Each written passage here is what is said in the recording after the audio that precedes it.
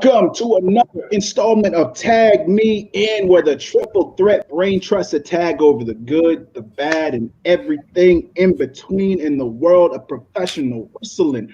I, of course, am the unofficially official Lip Dizzle, joined with none other than the less than stealthy unicorn himself, Tag's number one, Scoot Gibson, baby. ScooterRay. Soon to be recognized as world's number one. Oh, okay. Okay. Soon. And of course, ladies, if you didn't know, now you know. Baby. Heartthrob of the IWC, your community. Jaeger, bombastic, so fantastic. If only we had Shotzi Black back on the brand, I guarantee you, he'd be happier than a hacky sack. These are facts. However, and I know I'm saying this early, but Dakota, though.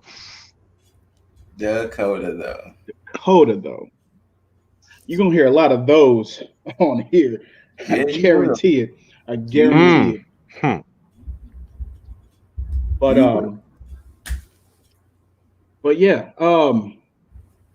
I tell you, with everything that's going on, it's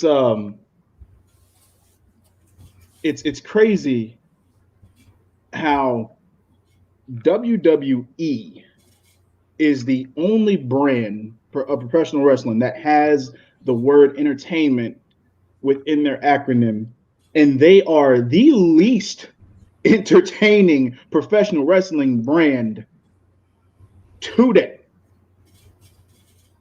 You talking about just Raw? Or we talking about SmackDown now too? I'm talking about anything under the WWE umbrella, and I don't count NXT because NXT is now developmental, so we can't even count that as a WWE brand because they clearly don't give a shit about it. Facts. And I'm glad that they don't, because now, just like we talked about last week, it gives Triple H a chance to be like, you know what? You don't think we're worth it? You don't think that we deserve to be a brand all in our own? Okay, wait till SummerSlam. Wait till TakeOver 36. Mm-hmm. Because with the way everything is shaping up, especially after this show, we're about to have one hell of a TakeOver card. And I cannot wait. Mm-hmm. But with that out the way, that's not important. No. I have nothing of importance with news, so let's just go right into it. Oh, well then fuck it. We are going to go right into it. And right into it, as simple as that. Timothy Thatcher, Tommaso Ciampa against Pete Dunne and Oni Lorcan. I am so glad they started off NXT with this fucking tag team match because fuck, I loved it. I loved Hell yeah. every bit of it.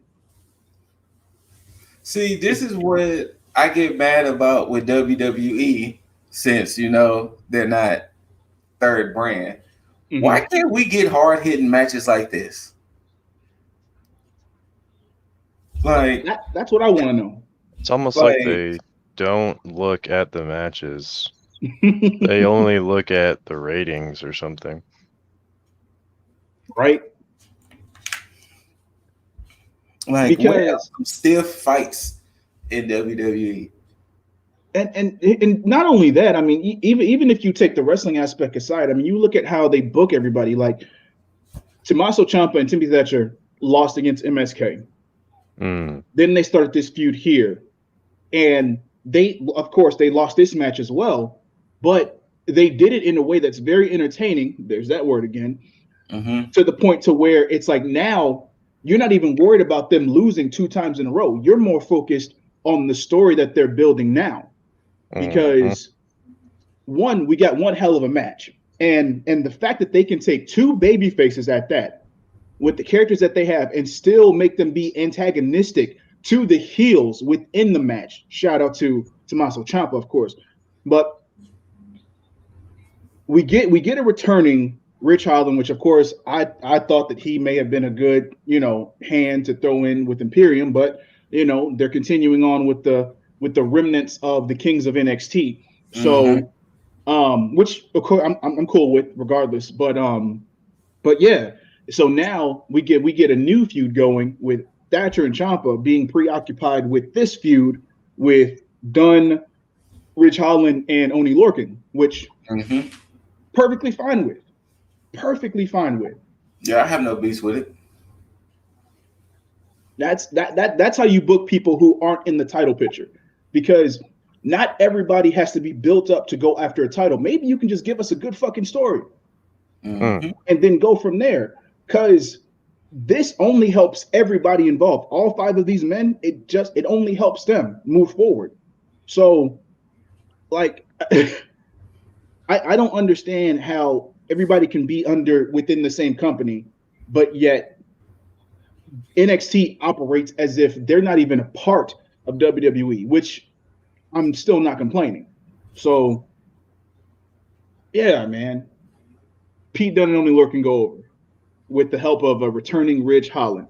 So we get to see what happens after this. But I know Ciampa is going to be pissed. Oh yeah, then they see to do the beat down.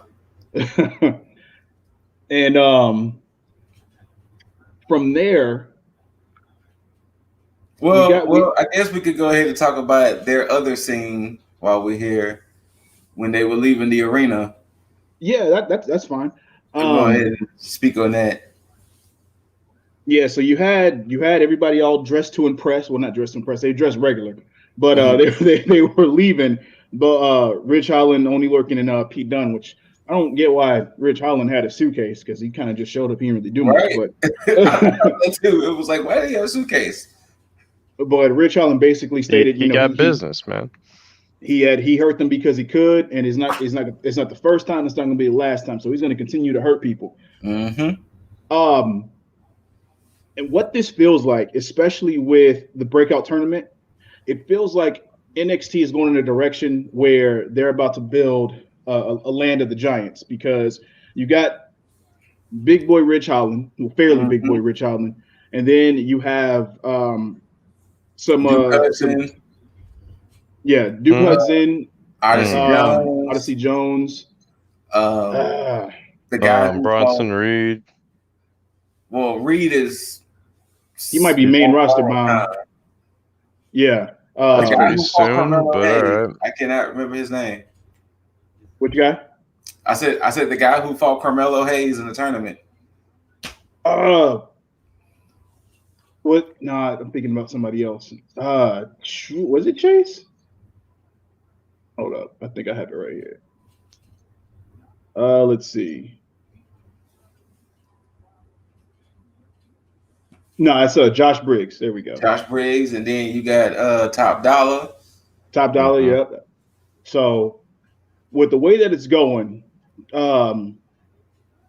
it looks like that could be the next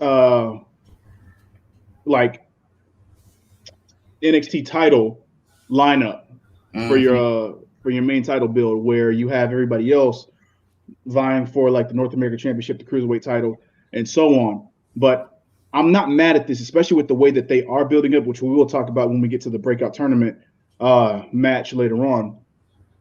But Rich Holland is definitely wanting to hurt people, and I don't blame him, especially with him supposed to be getting a push against Adam Cole, and then that kind of falling to the wayside when he got injured. But I'm pretty sure with all this, he's going to make up for borrowed time, or for lost time rather, and get in there. But we'll see how that goes. But until then, we got to wait and see where this goes with Ciampa and Thatcher. Now, what happened after that match? They continued the Wasn't it Joe? It was Grimes and LA Knight, but we're gonna get to talk about all of that together. Because Fair. I love how they're doing these segments with Knight and Grimes because they're peppering it throughout the show without having to put it in a segment on within the ring or something like that. So, but we'll talk about that later. Let's be real though. 9 holes of golf just takes a while, man. It can, but they're treating this shit like it's a fucking sitcom, and I love it. Yes. But what happened before the whole Joe thing was Hit Row's promo backstage. You're right. Hit Row got a lot of good time on the show. Miedo. I got that one, Scoot. No. Different program. Different program. They all cut a promo on Legado del Fantasma, and again, more props to NXT on keeping the story coherent and continuous throughout this, because they even though they were talking about Legado, they still kept their eyes forward and still, because I didn't know that they had a match with Imperium, but I saw it, I think, right before the show started. And they had a match, because I mean I wasn't aware until the shit happened, because I thought they were just cutting a promo on Legado and Imperium, because they peppered Imperium in there because of what they had said when they did their promo in interrupting MSK's revealing of what MSK stands for. So everybody got their shit in, which I love. And of course they start peppering in the Spanish, both B-Fab and Top Dollar. So kudos to them. But we're gonna get more into Hit Row when that tag team match comes into play, because I got some shit to talk about on that. It's good shit, just to give y'all a little heads up. But Joe, we saw this coming. Yes, we saw this coming big time. As you can see at the bottom there, Joe resigns and then resigns because he came out pissed off, and it's like, Joe, again, he can fly off the handle as much as he wants, but he's calculated. So he came in, nice little folder, threw a chair in the ring, got a table in the ring, set up a table, set up the chair, sat the folder down, and he called for William Regal. William Regal came out. Joe knew what he was going to do.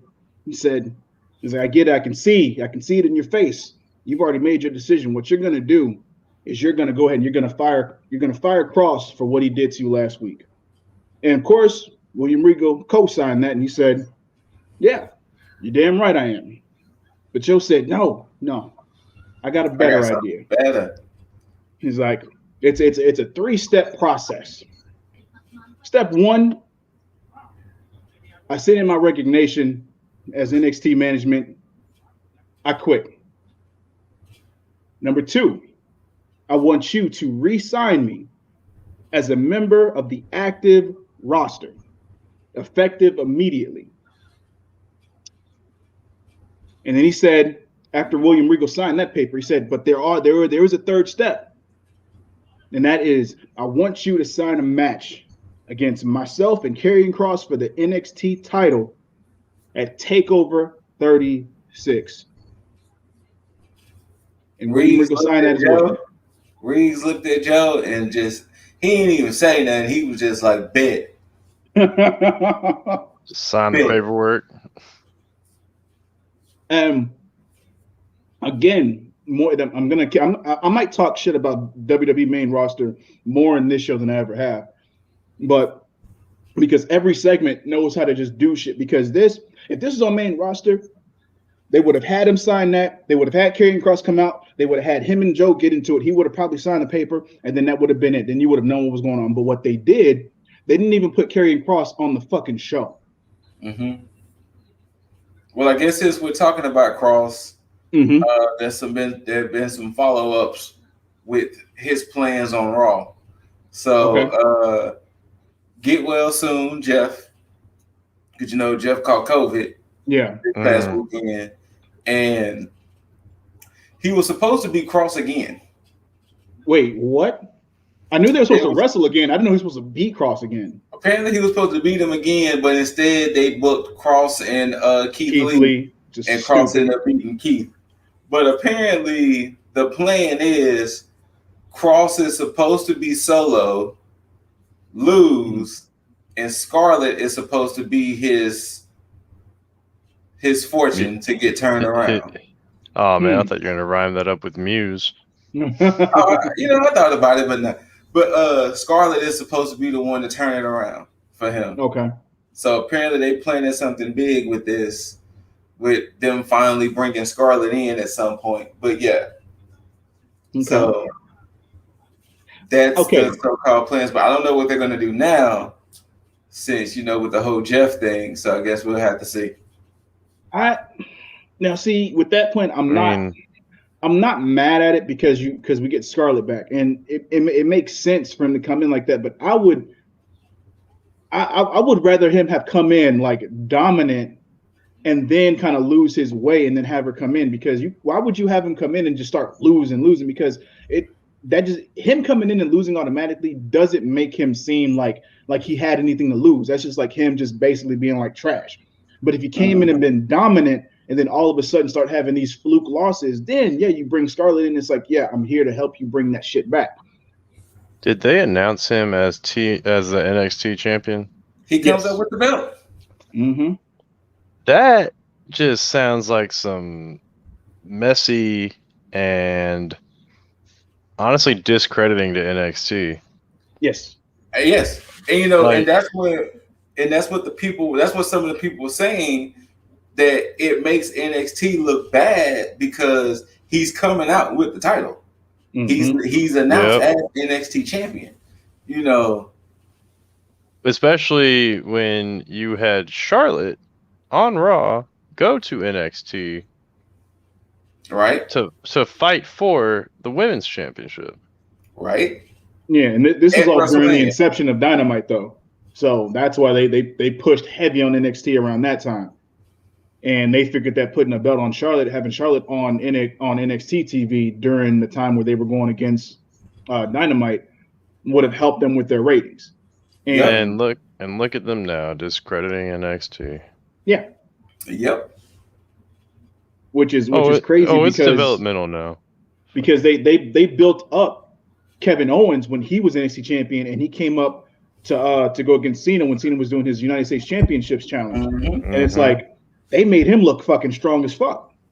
Mm-hmm. But you get, fast forward to when Dynamite is heading up the ratings with NXT, and it's like, oh, here, let's go ahead and just diminish everything NXT related, to the point to where not only does Karrion Kross look like shit, but then you have any NXT title win, as for now on the women's side, being completely revoked as a meaningful title win, because now Charlotte going from 11 wins to now 8 title wins, because they removed her NXT title wins. She went from 14 to 11 or something like that. Yeah, it's crazy. So she's at 11 right now. So I'm just like, dumb. And to me, it's more for them. It's more of a reason to put more titles on Charlotte, which is fucking stupid. Because I wouldn't be surprised if she wins that belt back at SummerSlam. Neither would I. Because and just a spoiler alert, everybody. I'm never gonna be on the whole Nikki Ash train, because again, and it's coming to fruition because people are shitting all over it. Apparently the live crowd isn't either. Yeah. I mean, there's some people supporting with signs and things, but apparently she's not getting the reception. They want, because they didn't build the character enough. Yeah, I mean, it goes back to what I said last week when I said that she can win the belt now, but it's like, you can't, like, how is she going to look up against other people where she's supposed to be serious and she looks like a fucking cartoon character? But she lost to Charlotte Monday. See, and she just won, so now it does look like a victory. Yeah, Charlotte beat her, and then after the match, Nikki challenged her to a rematch next Monday. So get ready to get the same fight again, folks. Wait. So does Charlotte have the belt right now? No. Nikki still Nikki still has the. Oh, sorry. So Charlotte's fight against her was for non-title? Yes. No, I think it was for a chance to go against her, right? The chance to challenge the title. And Pierce announced that it'll be a triple threat at SummerSlam. It'll be Nikki, Rhea, and Charlotte for the belt at SummerSlam. So for shits and giggles, they did Charlotte versus Nikki. Charlotte won. Nikki got up and challenged Charlotte to a rematch next week. So, boy. Yeah, and it's like, how do you call that shit entertaining? It's like it's basically giving us Rhea and Charlotte again for the fourth month in a row, just with an added bonus of Nikki being the champ. So it's like an ash of Nikki. But yeah, Joe and Cross for the title is official for TakeOver 36. So I'm happy about that. Ready to see Joe fucking dominate because I missed seeing him in the fucking ring because main roster was just trash. Way too long. Yes, because they missed the boat. They missed the boat on 3 different occasions with Joe on the main roster. When he first came in, where it was him and Kevin Owens with Triple H. Because they could have really done something amazing with that. Joe and Lesnar, which was fucking awesome. And they messed up with that. And I think it was Joe and Braun Strowman. But so from what I looked at on Reddit, apparently Joe went to NXT because main roster didn't know what to do with him or didn't have anything. They fired him, and then Triple H hustled to he rushed to get him back. Like he called him immediately and was like, "Yo, come over here," because I guarantee you, Joe would have went either to Japan or AEW, no question. Well, no, it was funny because Joe did an interview since y'all brought that up. Joe said Laurinaitis had called him and said, "Yeah, they're going to release you from the contract." He was like, "All right, cool." Then he said almost like immediately after that call, Trips called him, "Joe, I'm going to figure it out. We're going to try to get you back to NXT. Sit tight." Then he was like, "Okay." Then he said I think he said 3 hours later, Trips called him, "All right, if you want, I got you back in NXT." So, yeah, Trips said that shit the same day.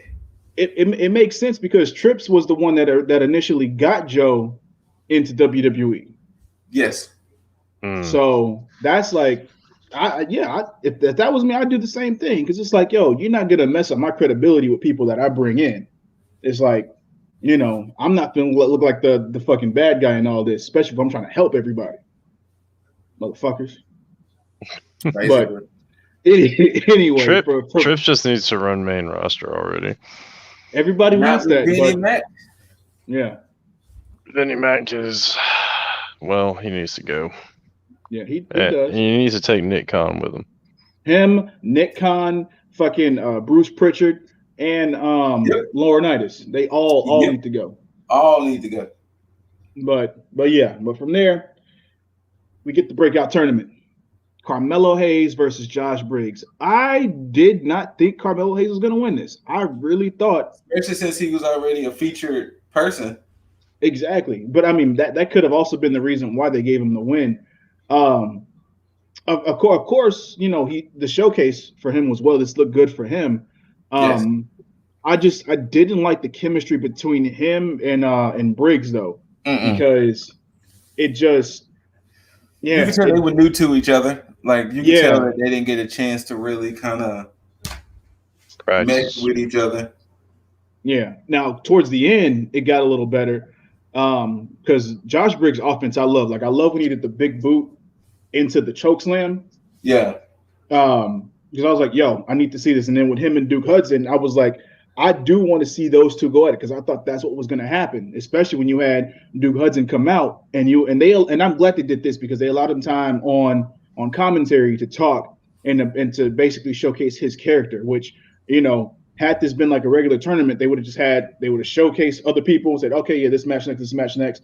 But they're actually building the characters in these competitors because it helps move the needle with them whenever they finally, initially debut in NXT as a part of the active roster rather than just being a part of the breakout tournament. But Yeah, I like Duke Hudson. I think he might be the favorite to win this. I think he is going to be the one to win it. The way they kind of showcasing him like that, I think unless they go off a crowd reaction and give it to Odyssey, but I think that might be the finals. Odyssey Jones and Duke Hudson. Yeah, they're on opposite ends of the bracket. So and I see Hudson beating Carmelo Hayes. When they go up against each other, and I like the fact that they're actually doing one match per show rather than doing like 2 to 3 matches. Like they're like it makes more sense because I don't remember the last breakout tournament because did they have it as a they did it kind of the same way. They did one per show, and then I forgot what the finals were on, but they did do it kind of. If they didn't do one per show, they might have did 2, but I think they did do one per show last time. Okay. But I'm pretty sure the finals is going to be at TakeOver.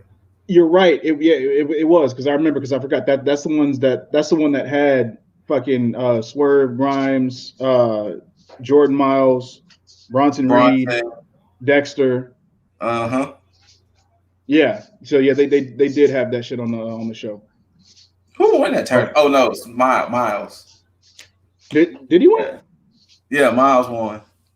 Because remember, the winner of the tournament got a title shot of his choosing, and he chose to go against Adam Cole. That's right. Because Cameron Grimes was the one that came out of it looking more like a star. Yeah.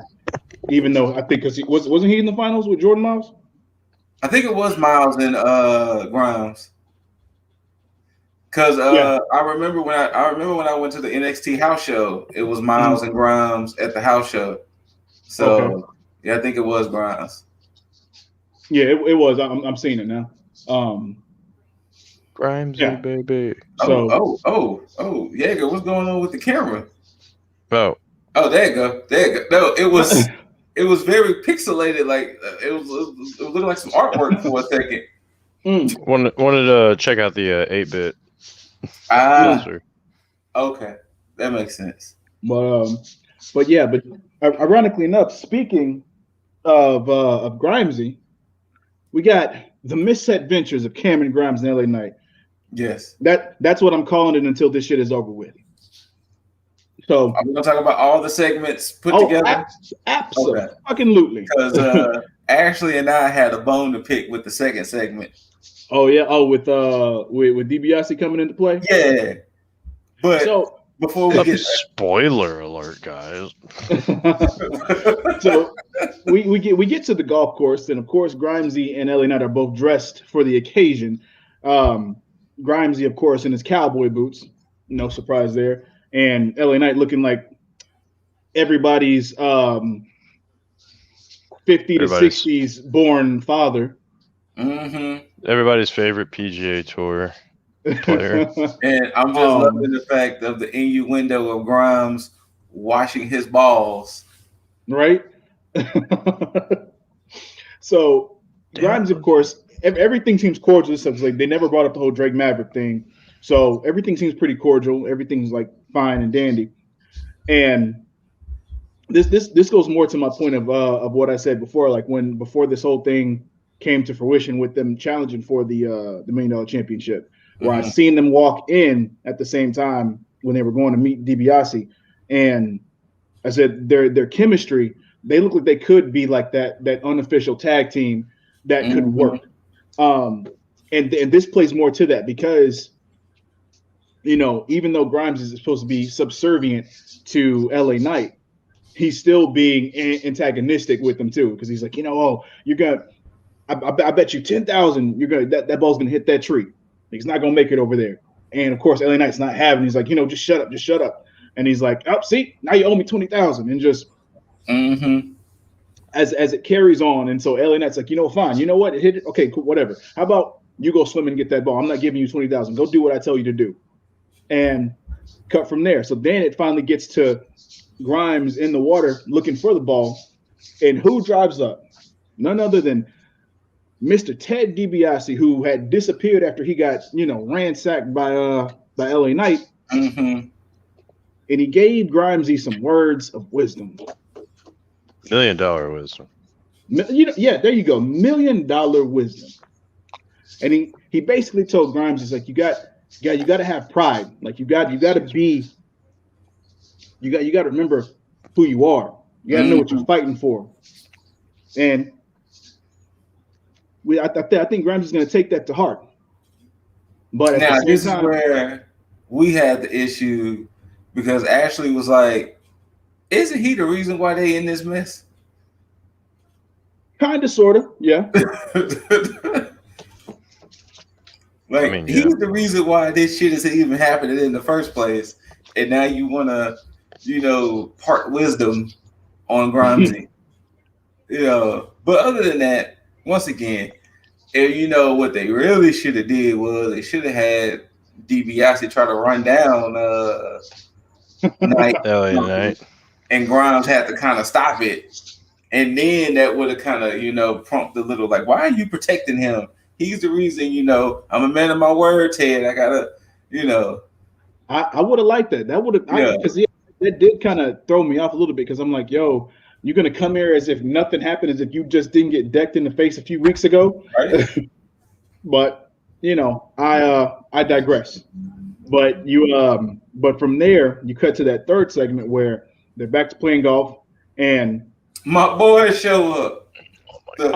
Surprisingly enough, young veterans. You get GYV coming in there, and this is where I was like, oh, I might be getting what I talked about. I may get a tag team match to where they just gotta give me what I want just for a quick show or something, just something, which we still might get. But you had it to where they decided to make another bet, but they bet with GYV because Grimesy opened his mouth and he said, you know what? He's gonna hit it. He's gonna do it. And LA Knight goes for the swing, misses. I think he either hit the water or hit. No, I think he hit the water. Hit the water. And of course, GYV starts laughing about it. And then Grimesy gets up. He's like, you know what? I'll do it. Fine, I'll do it. Takes his nice little shined up golden ball, places it on the tee, and then tees off because when he cocked back, ironically enough, when he cocked back and hit the cock of good old LA Knight, comedic shit ensues because then he hits the ball, but as he hits the ball, winds back and then hits LA Knight on the back of the head. Grimesy gets a hole in one and then turns around and realizes that LA Knight got hurt and then tosses the driver. The driver to did he? No, it wasn't Drake. Did he? No, I think he passed it to Gibson. Yeah, he tosses it to Gibson, and he was like, "Oh, y'all did it!" And so GYV scrams out of there. So I'm thinking that we might get some more development out of this, and we might get them in a match with GYV, which I would not be opposed to. At all. A reluctant tag team. Oh, I would still love it. I would still. Now, the one thing I don't want them to do, because we don't know how long this feud is supposed to last, I don't want it to lead to a Knight and Grimes get the tag team titles from this. No, I don't see that. I think what they're doing is I don't want that to happen where it's like, no, you're not tag team champion, you're the butler, you stay over there, move, type of situation. That's what I don't want them to do. I would want that, but I don't think that's happening. I think what they're doing is they're stretching it out because I think they're going to have their $1 million championship match at TakeOver 36. Okay. And I think that's where Grimesy gets that title back. So I think that's why they're doing all these extra segments. I think it's 3. I think it's what, the 22nd of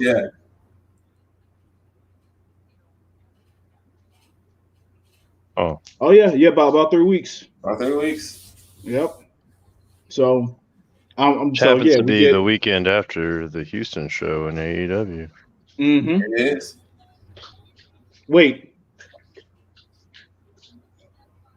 hold on. Oh wait. Yeah, that's Dynamite because Rampage. That Rampage is It's going to going to be in Chicago. Chicago. Yeah, Yeah. interesting. Which we'll That'll be talk about in interesting. the next episode. We will indeed. But from there, we get a little Scoot heartbreak because It's okay, man. the I had mine a few weeks ago. You the know, inevitable happened. I will say this. Somebody called it out. I think it was Authors of Wrestling. Mm-hmm. And well, hold on. Hey Raquel, I see you, girl. Dakota, I see you too. But he thinks that this would have been better if it was the opposite.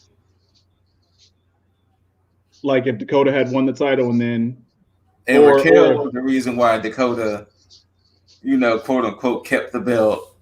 And now Raquel was pissed. But yeah. Oh, I thought you were saying more of like if Raquel was the one. It was more if Dakota was champ. Switch. Yeah. Interesting. Yeah. It definitely would make more sense that way. But they did do it perfectly. Like it was a nice little setup with Dakota. Like, all right, TakeOver's in a few weeks. Who wants to challenge Raquel? Come on now. Yeah. Nobody's music hit, so it was like okay. Then Raquel was doing celebration. The camera was perfectly angled. Mm-hmm. And then next thing you know, Captain of Team Kick shows why she's Captain of Team Kick. She laid poor Raquel out. But here's where that double-edged sword comes into play, because you can look at this and you can say this was supposed to be like a double turn. Mm-hmm. But because of the fact that this entire crowd, just how everybody's behind Johnny, because these NXT loyalists, which I'm not mad at, mm-hmm. they want Dakota to get her shine so bad because of how they watched her growth within NXT. Yes. To the point to where they're going to shit on anybody she goes against just as long as she gets what she's deserved. So, and yeah. I kind of want her to win. Same. I kind of want her to win, to be perfectly honest with you. And here's the thing with that. I honestly think that Raquel is going to be main roster bound. That's why I think my prediction is going to happen sooner than later, but I wouldn't be surprised if she's main roster bound, because apparently the word is the draft is going to be after SummerSlam. Not exactly the Monday after, but I think that next week. Actually, no, okay. I think it is supposed to be that same week, because I think the draft's supposed to start Friday and conclude on Monday. So hold on a second. That's WWE likes to call NXT developmental. Mm-hmm. Yet they're going to include NXT stars in their draft. Well, they didn't say that yet. They didn't say it yet, but we're gonna assume. I'm annoyed too. We're gonna assume, because that's how it's been the last few drafts, that NXT stars weren't off the table. So yeah, I think they're gonna treat them like free agents. Yeah. So I mean, other than Cross, Knox, and Blackheart, who's already there, I think everybody else who was rumored to get called up, like Bronson Reed and maybe even Raquel now, and a few others, maybe they might be called up through the draft. Yeah. Tired of it. So, I look, I just hope that this draft breathes some type of lifeblood into the main roster. Hopefully it helps. But if it doesn't, I'm not expecting much anyway. So we'll see. But again, I'm not expecting much. Don't watch the product, so yeah, it's like what do you have to lose? You know, to be perfectly honest with you, Jaeger, you really not missing nothing. Like honestly, other than a few highlights here and there, I would say honestly, SmackDown is worth watching. But the issue with SmackDown is it kind of has that same. It doesn't have the same flow of Raw because you know you do have the whole Roman situation.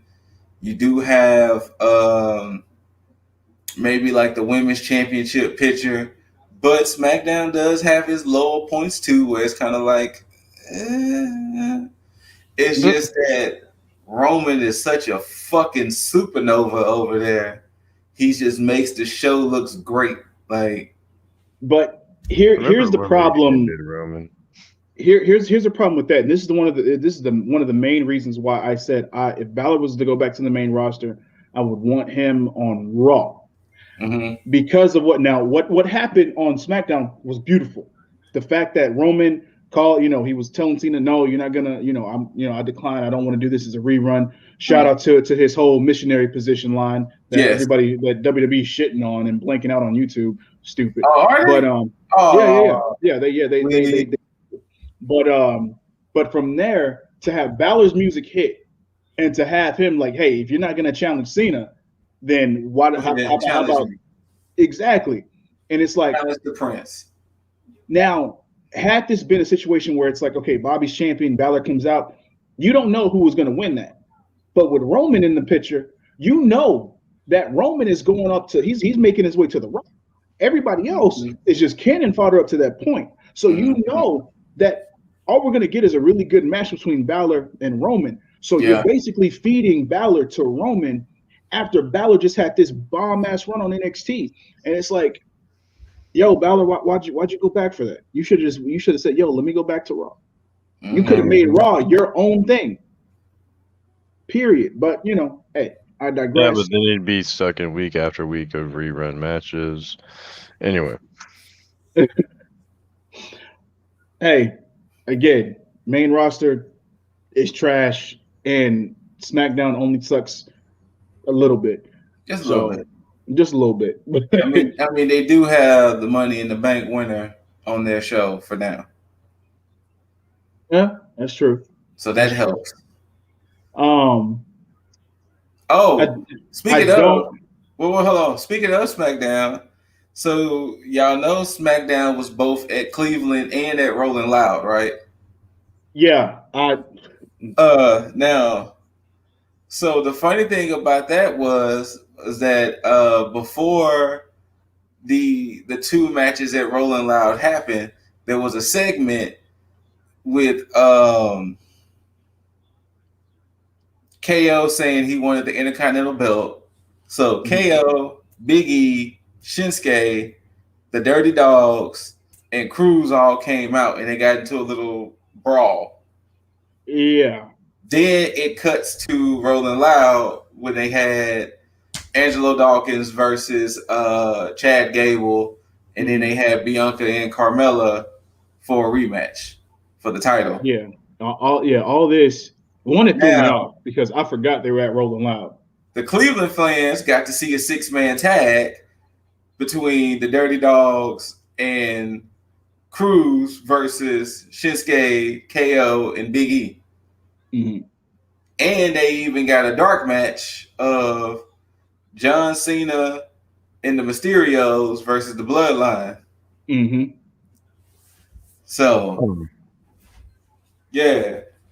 And Rolling Loud got their high to calm down, so to speak. Boy. And the thing was, even with Wale hyping up with Street Profits, it didn't help. Like, I don't know why. Like, don't get me wrong, I can applaud WWE for wanting to try something new, but they should have did it on a different scale.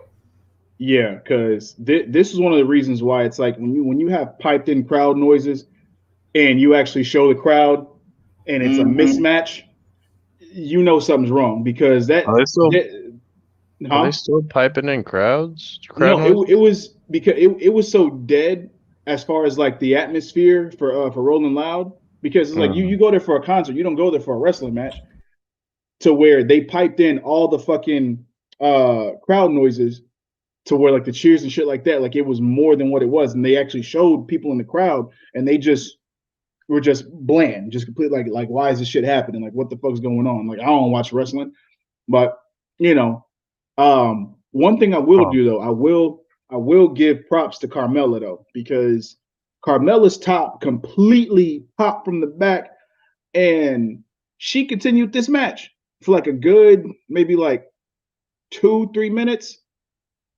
and yo, that's a professional wrestler right there. Good job, Carmella. Because she could have easily pulled Eva Marie and was like, nah, I can't do it, I can't go, I'm done. But she didn't. Shout out. But yeah. Don't go back to Rolling Loud. Don't go back to any concert in WWE. Do that shit with pure wrestling fans. Stop trying to delve into something new to get new fans. Because right now, you drowning with the fans you already got. Don't mess it up with everybody else. But I don't want to talk about this, but I have to because it's part of the fucking show. So Wade Barrett did an interview with Roderick Strong. Should I leave? And the co-sign king, fucking Malcolm Coal Miner. No, you know what's good. How about this? I'll let you talk about it. Wait. I'll be back. I will let y'all discuss, and I'll be back. Oh, okay. So. Oh wow. Oh, that's wow. Oh man. You know what? I could easily remove that shit from the screen. Is that the new 2K21 promo pic for him? You know what? I don't know exactly, but I'm gonna let that marinate. It's it's fair play, Scoop. It's fair play. I'm gonna give you kudos for that one because that's something that I would have done. So I can't be mad at you for doing it. I do hate looking at the goddamn screen though. So yeah, Wade Barrett had an interview with Roderick Strong and the co-sign king, Malcolm Coal Miner. And Wade Barrett basically asked questions about Undisputed Era and how, God damn it. It just looks into your soul. All right. Anyway, he brought up the fact that Roderick Strong had ended up quitting and how Malcolm Coal Miner ended up bringing him back. And he said that which Malcolm Coal Miner. Malcolm Coal Miner. Got halfway with the name. I know, right? It's because it's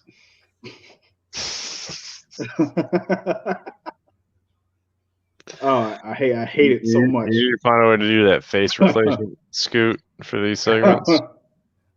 I wish I could make that face. I wish. But I wish I could make that Bivens face.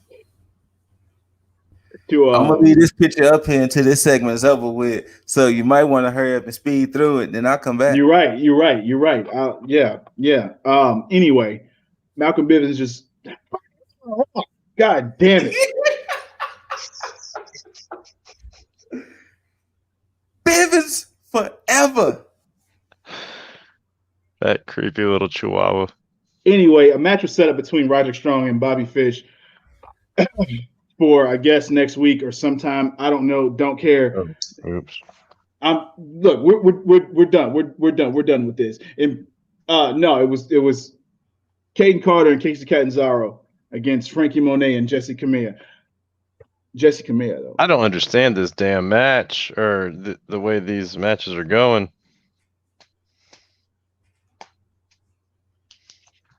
It's cool. We done with that interview. My bad. I was switching headbands. I was switching headbands. I was surprised. You kind of wrapped that up a little faster than I expected.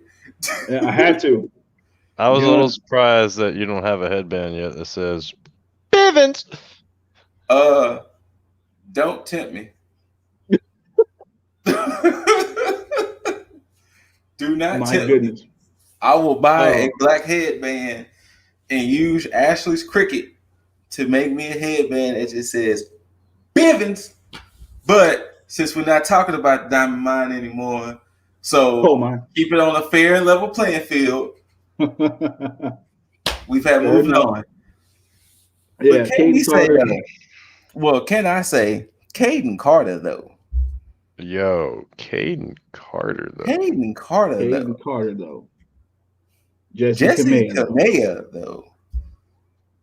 Like, yeah. And you know what? I like fit chicks. So Casey Catanzaro though. You know what? Casey not bad either. She's not bad. You know what? Yeah. You know what? Catanzaro though. And you know, apparently they can't figure out. I don't want to leave her out. You know, Frankie Monet though. Unfortunately, they just can't figure out Casey Catanzaro's name between Casey or Cassie.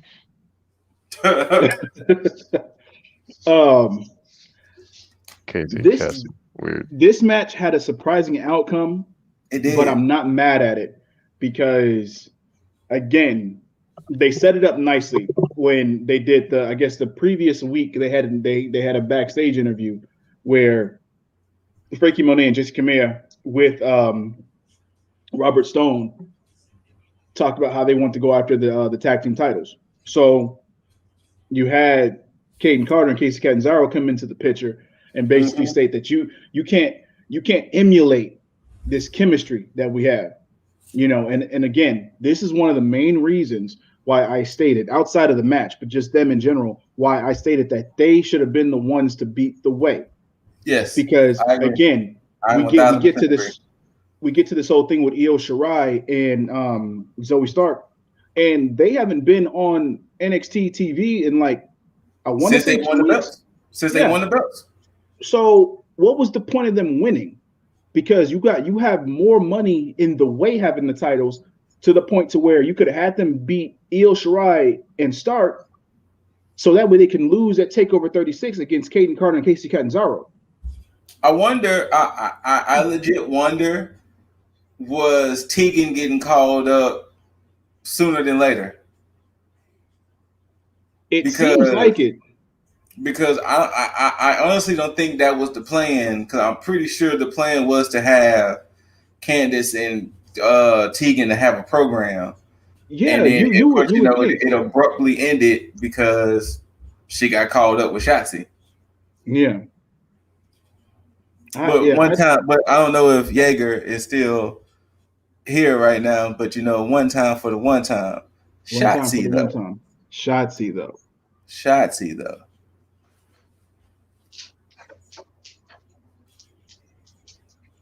He'll come back and say Shotzi though. Yeah, he'll come back and say it. But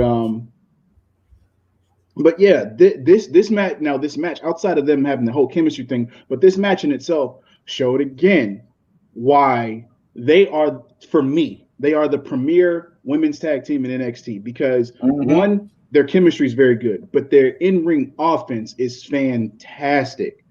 Just the way, like even that nice little just flurry that they did where you had I think it was Caden that came in, and so she slid under the ropes, grabbing Frankie's ankle, dragging her to the ground or to the mat, and then having Casey do the drop kick, and then go from the flurry to there. It's like this is what's needed. This is why they are my women's tag team. Period. Yes, like they deserve to be the champions. Like. Jaeger, before we continue. Oh, yeah. You want to give Shotzi her flowers? Yes. Go ahead, give her that. Huh? Give her the Shotzi though cosign. Yeah, we gave her cosign since for the one time. One time. Shatsy though. That resonated. She heard it. She heard it. Yeah. She looking around like, what? Yep. Yeah, that what was that? That Obi-Wan? Like somebody just said something. Right? or that cliche anime sneeze. Yes. Right. But somebody. But yeah, I will say this. The issue I'm having is who's I can see it now because what's building up, I can see who could potentially challenge them after they win the belts, but I don't think Io and Zoe should have the belts much longer. No, not at all. Honestly, I think Candice and Indy need to win those titles back. Because it wouldn't surprise me if Io is one of the draft picks. For the draft. Okay. So. So I see Io and Zoe losing at SummerSlam. I mean, they would have to be. They would have to go to TakeOver because. I mean, we have already 2 matches guaranteed for TakeOver. 3 the NXT and the NXT UK. 3 with most likely Raquel and Dakota. Yep. 4 when we get to later on in the show. So usually TakeOvers have 5 to 6 matches. So I think all the titles will be on the line because MSK hasn't really been doing much of anything since they defended. So I'm pretty sure popcorn. Actually, we might have all the matches building from this show already. So I wouldn't be surprised if Swerve and Santos is on TakeOver. Yes, I agree. So I wouldn't be surprised if the women's tag team title match ends up on maybe like the NXT before TakeOver, because I'm pretty sure the other match is going to be reserved for Cole and O'Reilly 3 or 2.5. I think we might get a triple threat or a 4-way for the tag titles. The men's and that might titles. be like the go home show. Yeah. Of NXT. Interesting. Okay. I'm down with that. This is the thing about this match though, with because of the fact that you have the chemistry between Kaden Carter and Kacy Catanzaro working completely well, and then you have this whole new thing between Frankie Monet and Jessi Kamea. I can see Jessi Kamea, just like I said before, she could be a star. What I think that they're doing with her, I think they put her with Frankie to help her build herself up, because you can see the green moments that she has, but you can also see those confident moments that she has. And it's like, I like what I see in the confident stuff, but of course you can tell that she's green. I think they said before on commentary that she was previously Olympic volleyball player or something like that. Yeah, I know she was a volleyball player. She is also of a Texan as well. Shout out to Jessi Kamea. I'm pretty sure Jessie's gonna look. I'm pretty sure Jessi is gonna be just like Indy. How Indy started to come into her own. More and more matches, more confidence. I'm pretty sure as it happens, and then just like how Indy has Candice, she has Frankie, who's just as much of a veteran as Candice is. So yeah, true. Now the confusing shit of this all. Where the fuck is Robert Stone standing in all of this? With a merce. You know what's funny? It's because it's crazy because how he went from this whole like, I got my brand, everybody, you come sign up for the Robert Stone brand. I'm gonna make sure that you win, that you get the recognition that you deserve. He went from that to looking like they're like Frankie's like sidekick, gay best friend. Yes. No offense. No offense to anyone. It's not. No, like definitely no offense at all. It's just the way that it looks as far as like aesthetically, because his whole demeanor has changed because he's become more flamboyant with his mannerisms and even with his speech. So don't get me wrong, it's very comedic. It's very fucking comedic, but it's hard to say what's happening here because of the fact that it seemed like he's just like that attachment that continues to follow them, but they still acknowledge him as like going ringside. Now, of course, he cost them the match, which is surprising because Frankie Monet was the one that took the pin and not Jesse Kamea. So that's why I was like, interesting. Very interesting. Which furthers my point. Why the hell is Frankie Monet doing this rocky start? I mean, she had her wins. She had like 2 wins, 3 wins in a row, but now she's taking L's all of a sudden. Well, I think it's mainly because of the whole Robert Stone thing, and I think they're building the story with that. It's to put Catanzaro and Carter in a better position to show that, hey, now we're truly the number 1 contenders. I mean, yeah, that's true. That is what the commentary was really going over. Yeah. So I definitely like that. So do we discuss the little slightly related promo in the back? Which one? Oh, with Mandy and G.G. and what was her name? JC? I completely missed that then. Jackie? What was her name? The one who fought Lacey Evans. Lord. The one who fought Frankie Monet last week. I forgot her name. Is it God damn it. Jackie? It was, I think it was JC Jace or something like that. Yeah. It was something. But there was a scene with them 3 back there talking. And JC. Okay, so it was JC. So it was JC, Mandy, and Gigi in the back talking, and the cameraman tried to get close, and then Mandy was like, "Go on, get on out of here, go." Sure.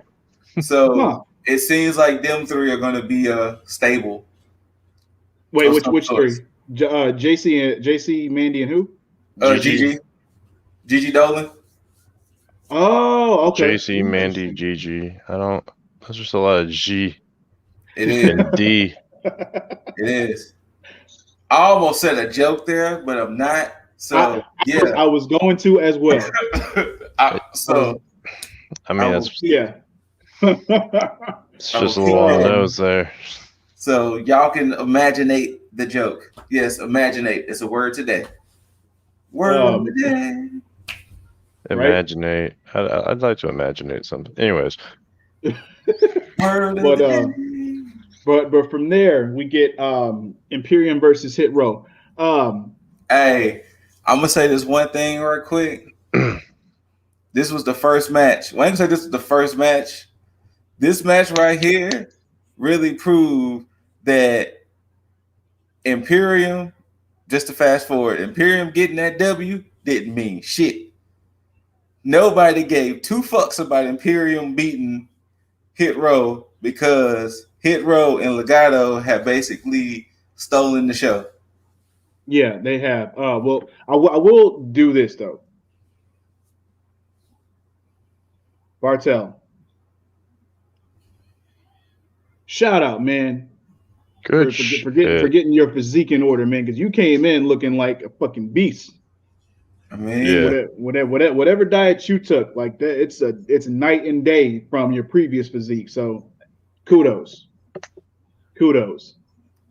But yeah, this match, it wasn't a bad match. No. This match was not bad at all. I like the dynamic between Top Dollar and Ashanti Adonis against Imperium because, again, it shows the evolution of them being a tag team. Shout out to Top Dollar's attire. He's upgrading it here and there. Now you hit a nice velour basketball suit. So is he getting the Zoe Stark treatment? It looks like it. It's coming together. I'm still trying to figure out what he's gonna do with these damn shoes, because I don't know if he's waiting for some new boots or what. Because honestly, I could see him like in some Kevin Owens attire and just be done with it like that. But he's doing something more flashy. So I'm interested in seeing what this turns out to be. But it is getting better because it's starting to be cohesive with what Ashanti the Adonis is wearing. So good shit. But again, I'm not going to treat him like I treated Zoe, because again, Zoe was the blueprint on this whole shit where I'm like, yo, why you looking like a creative character on default? Let's update that. She updated. So yeah, but with this, the whole thing with Top Dollar and Ashanti is the fact that their whole thing is they're showcasing their in-ring work, because their promo game is on point, but the in-ring stuff is also on point. But the crazy thing about it, because again, just like Scoot said, this wasn't even about the tag match. And ironically enough, even though they're building up with the whole Legato and Hit Row shit, and we know this is basically a build up to Swerve and Santos. Top Dollar shined a whole lot. Like they found a way to make somebody look strong in defeat, because once Legato came in and everybody was cleared out from Hit Row, and you had Top Dollar in the ring by himself, you had Mendoza and Wild both double team him, super kick him, get him into the corner, start stomping. He was fighting off the entire time, all until Santos got involved with the drop kick. They made Top Dollar look amazing, because they didn't just do like a typical beat down on him and be like, oh, that's it. They was like, no, he's the way he is for a reason. And it's a testament to NXT on how they built their stars, because nobody is just like a one-trick pony. Nobody's one-dimensional. Everybody has character within themselves, and they have a build to them that NXT caters to, because everybody is different. And I love it. Now, this Hit Row thing, because when Hit Row was first initiated, they made them come out to look like, yo, Swerve doesn't care about the fans, that's it. And they went from being like a heel faction to this basically tweener faction that the fans love. But it's not them being heel or face. They just care about them. They don't care about anybody else outside of them. And I like that, because that's a dynamic that a lot of people don't know how to do right. No. And the problem is, I think a big issue what tends to happen is that I think the suits in the back, along with the crowd, and of course social media, can potentially derail some things. Because I mean, we spoke on it earlier. Take with the Nikki Ash situation. She did not get a chance to build this character up. True. Take New Day. New Day got a chance to build their character. Yeah. They got shit on too. They got shitted on too, but they got a chance to build it. Take Rusev. Rusev was like, okay, it's working, but to get Aiden English to push it over the top, singing Rusev Day, and now the crowd is responding to it. Yeah. Take Jericho. I mean, well, Jericho's a cheat code, but him and his own list. You know, Jericho in the list. You know, sometimes things, you know, in Swerve's case, Swerve was already hinting at it back when he was beefing with Leon Ruff. Yeah, because that's true. Even going back to those promos, they were there. They were on the background. They were there. We just didn't know exactly what the affiliation and all that was going to be. But we saw that character was changing within Swerve, and it just came together. Now it's more of, and you can even see Swerve somewhere doing it. Let me try to get the other three over. The people are feeling me. Let me make sure the people feel Ashanti, Top Dollar, and B-Fab. Yeah. You know, and that's another thing you can appreciate. The fact that he wants to make sure all four are just as popular as him. Absolutely. That the whole group is popular. Which, do we need to put Leon's rough face on a milk carton? Because this motherfucker's been gone. My man's been gone since AJ called him. Well, sorry, it says Top Dollar told him he was outside his mind. Oh no, I'm sorry. Since Pete Dunne beat him up. I forgot he had that match with Pete Dunne after that. So unless he legit got hurt for real. But you're right. We might have to get a milk carton for Leon. He is in search of, and forgive me for saying it, a cheeseburger. Oh.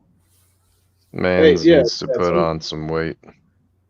Yeah, somebody go find Ruff, because we need him back for something. I don't know what, but he just needs to be back. He got to be found. I like that, for something. Yeah. Look, the cruiserweight division. So that's what tends to happen a lot, is that sometimes when people make a character switch or try to be a certain character, you know, at times they got to kind of build it up. Like, everybody doesn't have that magnetic energy coming out. Like, you know, everybody doesn't have what like Odyssey Jones has. But but you got to think though too, Odyssey Jones is kind of in the tailwind of Keith Lee. Yeah, you know.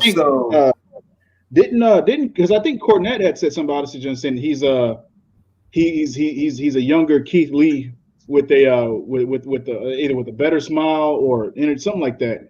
But I think he had said something along those lines, and I was like, you could see it, but my mind initially went to like a babyface Mark Henry, you know, with way more energy and way more speed and just, you know, just the whole demeanor and look. But some people, you know what I'm saying, you got to give them chances, and that's what's happening with this stable. You have Legado, who's established themselves. You got Hit Row, who's establishing themselves, and I'm loving how they already playing back from their history of with the Cruiserweight Championship. So they about to put on a match come TakeOver, most likely when it's going down. And then next week we're getting Top Dollar and Ashanti versus Wild and Mendoza. So which is good progression. Yeah, because they need that receipt. They need that receipt for real. But going from one receipt needed to another being received on two different occasions. The main event. Well, wait, sorry. Before we get into that, there is one thing that happened backstage, because we were talking about the way. Johnny, Indy, and Candice were backstage talking about good old Austin Theory, saying he ran away from home. Basically, they don't know why he ran away from home. And so they kept throwing blame at whose fault it could have been. But then Indy got a package, nice little present, and at first she had asked if they had got her present, and foolishly Candice and Johnny said yeah. And when she opened it, it was a nice little portrait. This portrait was of Johnny, Candice, Indy, and Dexter as a unit. Now, I remember saying this before, like when this whole Indy Index thing started, and I was like, well, I think it'll be Dexter unofficially helping the way like make their wins because of Indy, but that didn't really happen. But now we might get Dexter officially as a member of the way, which will be a nice dynamic for the reluctance of Johnny and Candice. So, but do we get Austin back into the play next week? Because I think this match happens next week. Yes, it does happen next week. Because if Johnny wins, Indy gives up on this whole lovesick puppy thing with Dexter, but if Dexter wins, then Indy can be with Dexter all she wants, and they can't say a damn thing about it. Mm-hmm. So, yeah, I mean, clearly Dexter's going to find a way to get over on this one, because I think we do get a very entertaining Dexter and the Way segments, because I think it's needed. I think this is going to be one thing that keeps everybody at bay. You don't have to worry about anybody in the way going after championships. Probably outside of Indy and Candice going after the tag team titles again. But yeah, and I think we do get Austin back. I think we may get Austin back next week. And he might be the reason that Johnny loses. But not on purpose though. You know, it might be an accident. Or Austin goes to the main roster. Oh no. He's been there, he's back. He don't need to go there. He don't need to go there. He's good. He's good right now. He's good. Well, look, we cannot have the Way break up. They got a lot more room, you know, to stretch this out. No, but I see Austin helping out Johnny in some way or another, to the futility of Dexter winning anyway. And then you start seeing segments of Indy and Dexter just like arm in arm on each other, maybe even sometimes carrying each other. Yeah, I think it might work out, because I think we might end up getting, because especially with the history, and I think again NXT does a good deal with story building and storytelling, because they had that whole thing with him kidnapping Austin and him having Stockholm syndrome, to the point to where, you know, now I think what'll happen is, you know, Dexter will be an unofficial member, and you might get a tag team between Dexter and Austin. You know, so and the Way might, yeah, exactly. Because I think their chemistry will be nice. I would love to see that, actually. Like Austin reluctant to tag Dexter because Dexter's like staring into his soul for the tag. Because again, it's Austin is good on comedy, like, oh yeah, for real.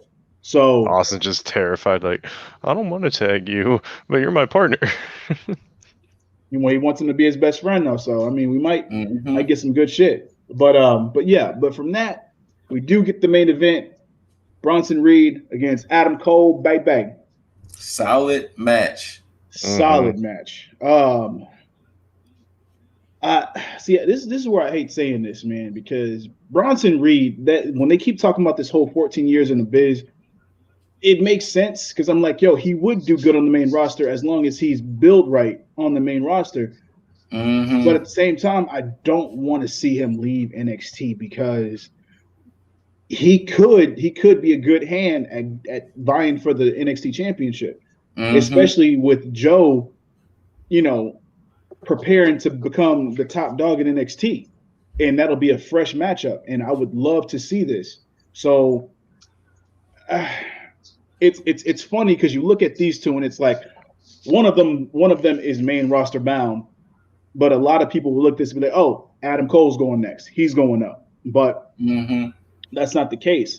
So I do think that you are right, Scoot. I think that they are saving Bronson Reed for the draft, and they're using all of this as basically his main roster portfolio. Like, hey, you're gonna have all these premier matches up until you get to this point. So once the draft comes, hasta luego NXT.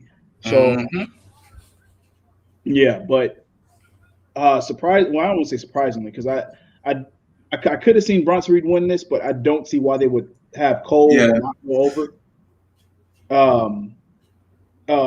But hell, fuck it. The Panama Sunrise, though, he pulled off Bronson Reed. I did not expect that. Yes. Has he pulled that on Keith Lee? I can't remember in a championship match if he did or not. Because if he did, I completely missed it.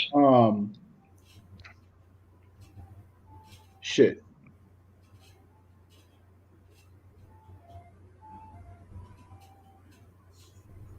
I don't see it. Yeah. Anyway, oh no, he did. Okay. Yeah. All right. So Keith Lee took it. So that's fine. But I think Bronson may be heavier than Keith Lee by a smidgen. Maybe. But yeah, Adam Cole goes over, obviously. And of course we get a continuation of this O'Reilly and Cole feud.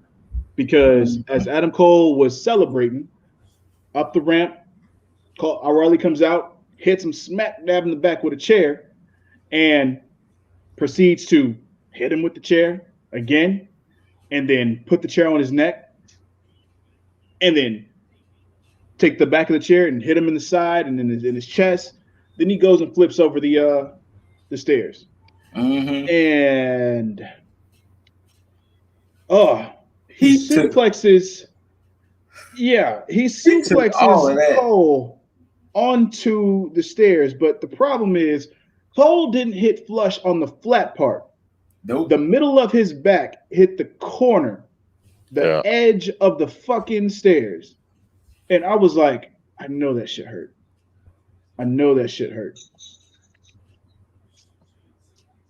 Even though his feet hit the floor, it's like, yeah.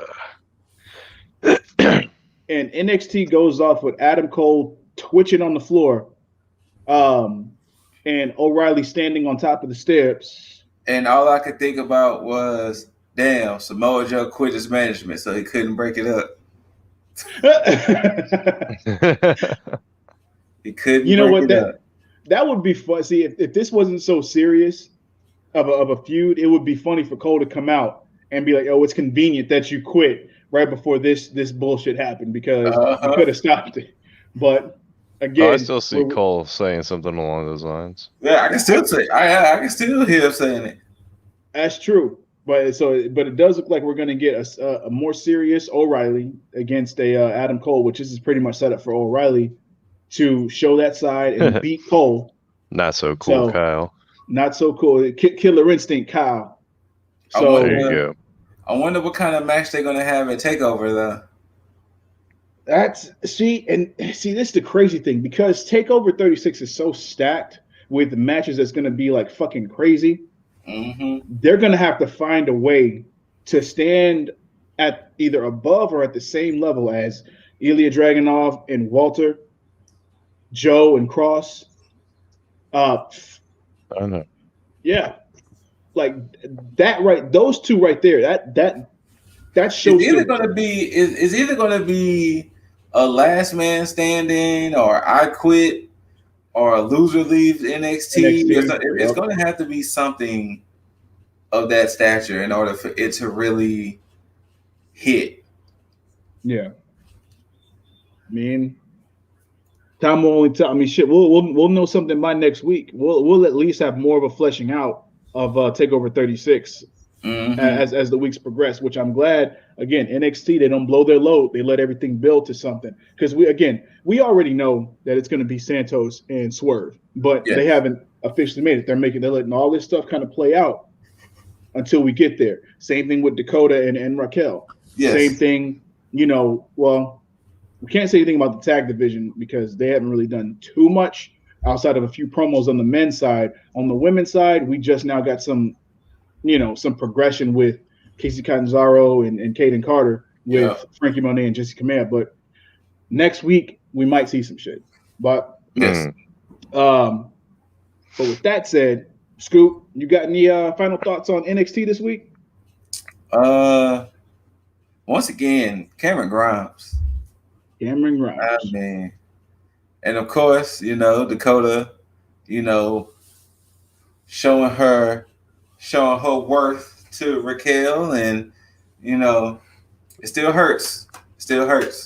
I'm pretty sure this is probably how Lip felt when Dakota betrayed Tegan. So it hurts, but it did. It does. I'm expecting them to put on a great match. But yeah, I mean, of course, gotta shout out Hit Row once again. They are doing it for me. So. Absolutely. Absolutely. They're doing it for me. And at this point, they've won the crowd over fully now. At this point, Yeah. so yeah. Jaeger, you got any final thoughts on NXT this week?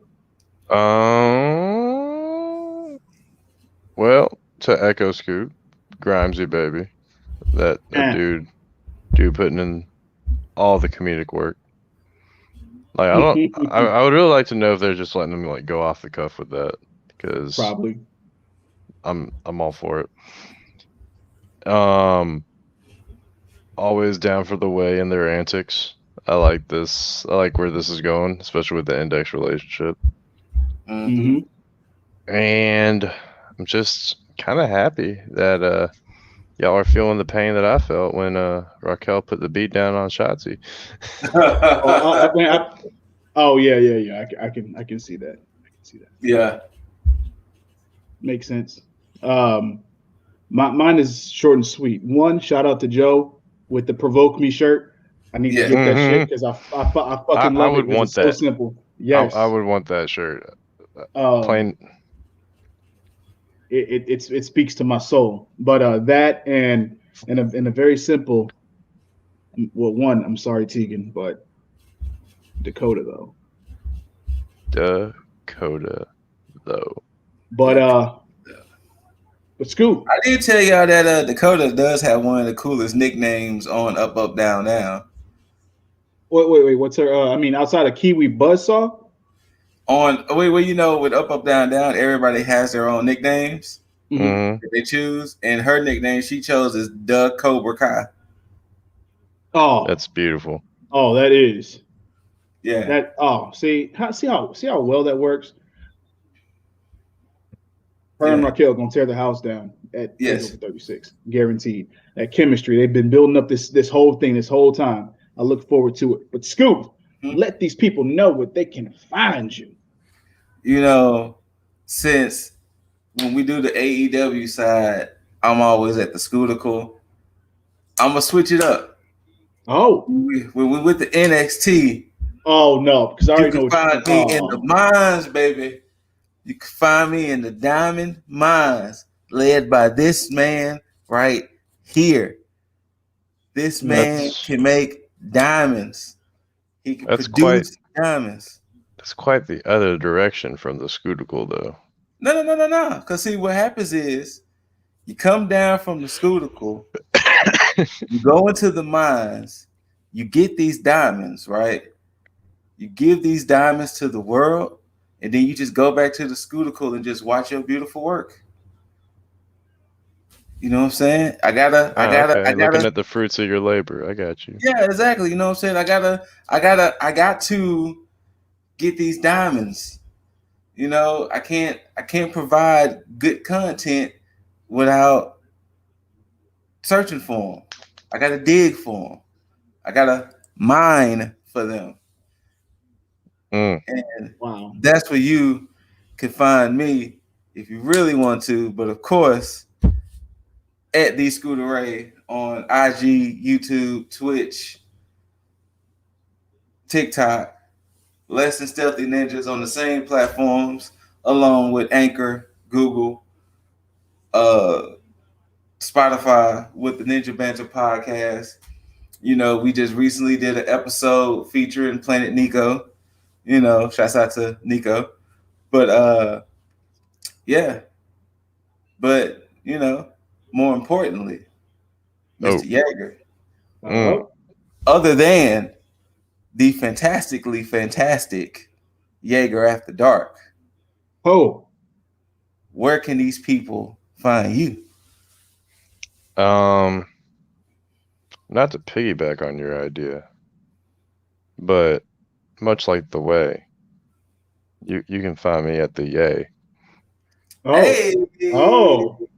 Okay. But when you're not in the Yay, you can find me at also Instagram, a little bit of Twitter, Xbox, PlayStation. It's all under that name right there. Bam. And TikTok every now and then. Man, TikTok's funny after 10 p.m. Y'all wild up. Y'all are wild. But TikTok is, and it can be, yes. When you see something you just don't know if you want to see on TikTok, you just got some questions about your life. Not only you got questions about your life, if this face bothers you so much to where you just need a pick-me-up in your life, you need a little bit of positivity, this man right here. That guy. That's true. He's approaching 600 episodes, peeps. Road to 600. That'll be mañana. Oh, there it is. Yeah. But or when you watch this, it'll be today. Yeah. If you happen to watch this on Friday, if this is the 30th of July, it'll be episode 600. But you can get all that good positivity shit from Lifestyle One Up. Get your daily dose on your anchors. All your podcast listening platforms. It's there. All you do is Google it. Just Google it because it's Googleable. Been like that for years. Lifestyle One Up. Lifestyle One Up. One up your lifestyle. But if you want to shoot the shit, if you want to try to tell me that I shouldn't call the D mine the coal mine, if you say that that's the case, and you want to come after me, if you are Malcolm Coal Miner and you looking to settle the score, find it at Lip Disley on your IGs, on your Twitter, on your Twitches, on your TikToks, on your YouTubes, and somewhere you don't want me to be. Malcolm Coal Miner. Now, I know Malcolm Coal Miner don't want to see me. It's not going to happen. If it does, it doesn't matter because it's not going to happen. But anyway, outside of that, out of that bullshit, out of that bullshit out the way, I give a nice little too sweet to my bros. Bam. And until next time, you beautiful mother effers. Fuck Bivens.